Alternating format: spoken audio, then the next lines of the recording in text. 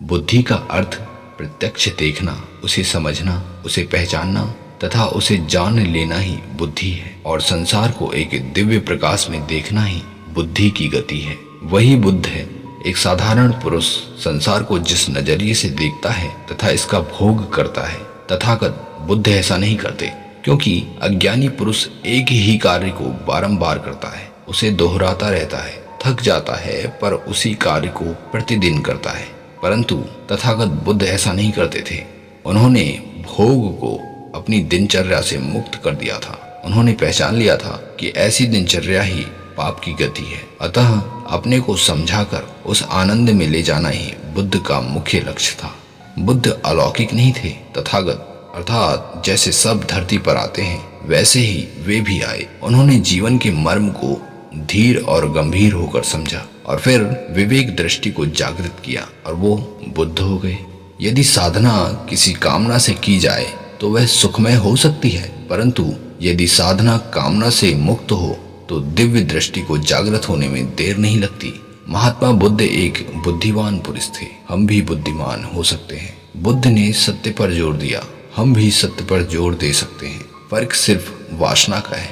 बुद्ध को वासना से घृणा थी और हम उस घृणा से ही प्रेम करते हैं। बुद्ध को सत्य जानने की इच्छा थी और हम सत्य को ही नहीं चाहते। बस यही फर्क है बुद्धि को बुद्ध होने में।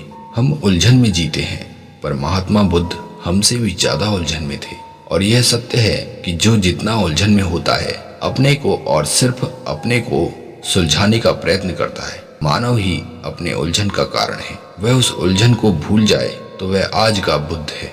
हे प्यारे मित्रों, यह वह दिव्य दृष्टि है जो सिर्फ आत्मविश्वास से प्राप्त होती है। कैसे मनुष्य अपनी व्यर्थ की इच्छाओं के वशीभूत होकर अपना जीवन नष्ट कर लेता है, इसे महापुरुष भली भांति जानते हैं। उन्हें यह ज्ञात होता है कि यह इच्छा सिर्फ पतन को प्राप्त कराएगी, इसलिए वे अपनी ध्यान साधना में अति मग्न होते हैं, जिससे उनकी इच्छा उनको प्रताड़ित नहीं कर पाती और उनके पास ठहर नहीं पाती। यदि मानव की इच्छा शक्ति बड़ी हो और बुद्धि कम हो तो वह मन के आगे हार जाता है। इसे ही कामदेव का प्रहार करना कहलाता है। काम अर्थात इच्छा। और यदि मानव की विवेक शक्ति प्रबल हो तो वह व्यर्थ की इच्छाओं को पराजित कर सकता है। यही कामना को मारने के समान है। हमें अपने मन पर विश्वास नहीं करना चाहिए, बल्कि सिर्फ विवेक दृष्टि का उपयोग करना चाहिए।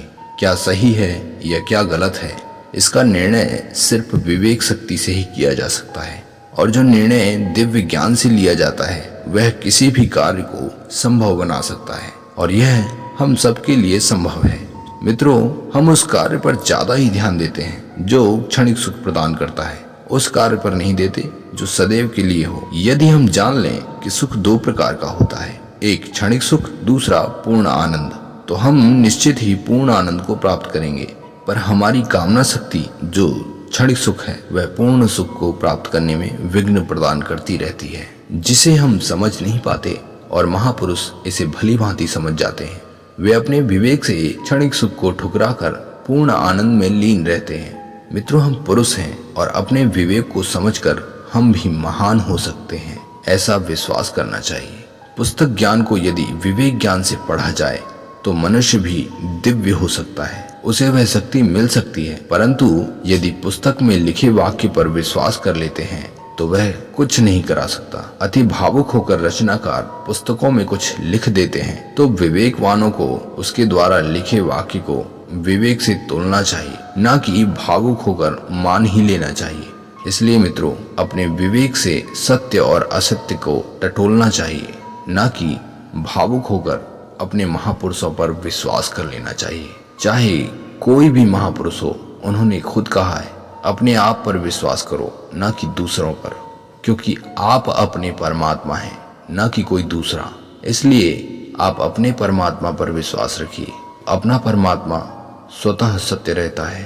प्यारे मित्रों, आपको आज का यह गुप्त ज्ञान कैसा लगा, हमें कमेंट में जरूर बताएं। मिलते हैं अगली सत्य कथन व प्रेरणादायक गाथा के साथ। तब तक के लिए नमस्कार। जय हिंद।